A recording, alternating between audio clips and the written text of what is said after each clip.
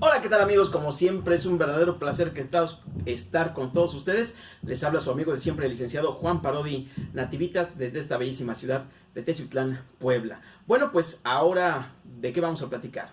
Hoy les voy a contar, queridos amigos, un asunto que en lo personal me dolió pues que se perdiera. Y les voy a decir porque les voy a platicar un poquito de cómo es que se resuelven los asuntos y cómo es que desgraciadamente la propia ley nos hace llegar a injusticias. Es muy común que me haya dado cuenta que cuando nuestros papás, nuestros abuelitos, pues ya están grandes, ya rebasan los 70, 80 años, pues no falta el hijo, no falta la nieta, no falta el nieto que abusa de eso y que engaña a, a este tipo de personas de la tercera edad para llevarlas a las notarías públicas y hacerles firmar papeles que los abuelitos no saben exactamente lo que están firmando.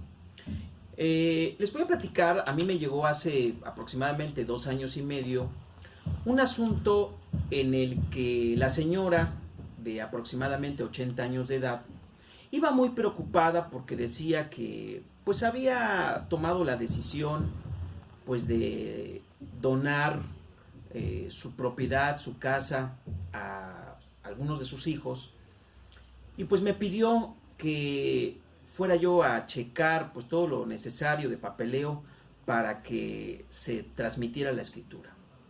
Nosotros vamos, revisamos y nos encontramos con la sorpresa de que esa propiedad ya había sido transmitida por ella misma hace 4 años atrás.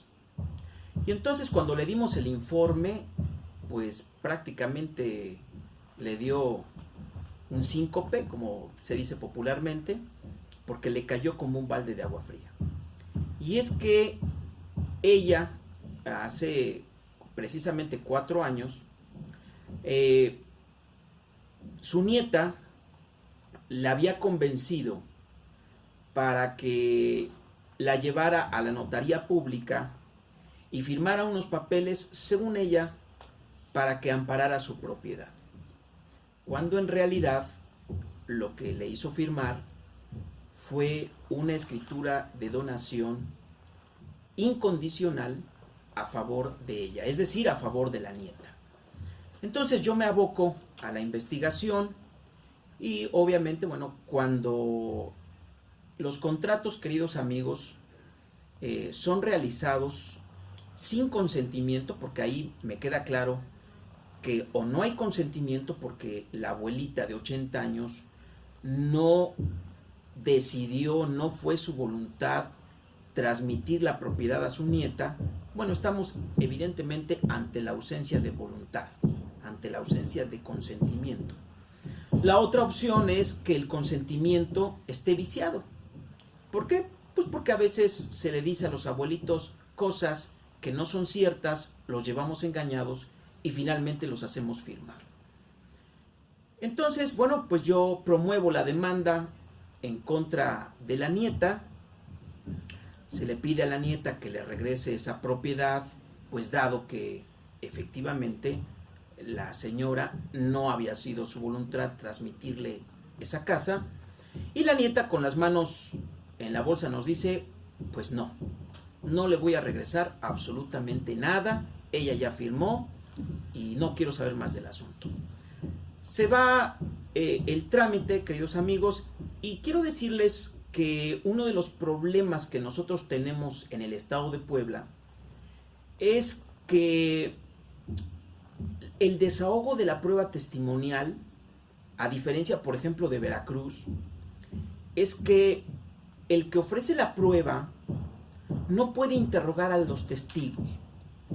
Es decir, si yo como abogado soy defensor de la señora de 80 años y presentamos testigos de que su voluntad fue viciada o de que su consentimiento no existió, los testigos deben de declarar de propia voz pero además prácticamente los testigos lo único que se les dice es, bueno, ¿usted qué es lo que viene a declarar? Y entonces el testigo tiene que saber qué es lo que ya va a declarar, en el sentido de que ya tiene que saber qué asunto es y qué fue lo que él vio y escuchó para poder testificar. Pero no puedo yo como abogado interrogar a mi propio testigo. Es un artículo que en realidad es inconstitucional, pero que en la práctica lo tenemos que realizar hasta que no se declare como tal. Y digo es inconstitucional porque debe de haber igualdad procesal para ambas partes, y sin embargo la contraparte sí tiene derecho a interrogar al testigo.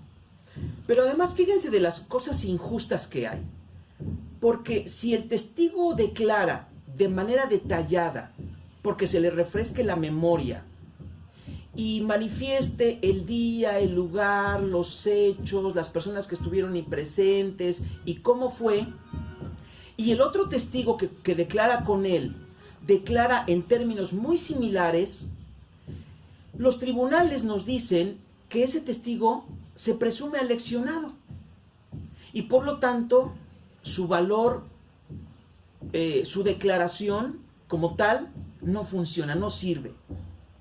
Y por el contrario, si el testigo no dice el lugar, la hora, etc., tampoco su testimonio sirve porque no dijo absolutamente nada. Entonces, imagínense ustedes nosotros como abogados lo difícil que es nuestro trabajo, porque tal pareciera que nos encierran en un marco en el que difícilmente podemos actuar. Y en este caso, queridos amigos, el juez de esta región declaró la acción válida y declaró efectivamente que los testigos habían señalado con toda precisión que la voluntad de la abuelita había sido viciada y por lo tanto declaró la nulidad de esa escritura de donación que hizo la abuelita a favor de la nieta. Obviamente la nieta tiene el derecho de apelar, es decir, tiene el derecho de que esta sentencia sea revisada por un tribunal. Se va entonces a la ciudad de Puebla y el tribunal, haciendo un análisis de los testigos, dice que estos testigos no sirven, que sus testimonios no son válidos porque declaran de manera muy similar. Y aunque son detallados en sus testimonios, se presumen aleccionados. Y entonces no anulan, revocan la sentencia dictada por el juez de primera instancia de aquí de la región y declaran que la escritura es válida. Y entonces yo me voy al amparo.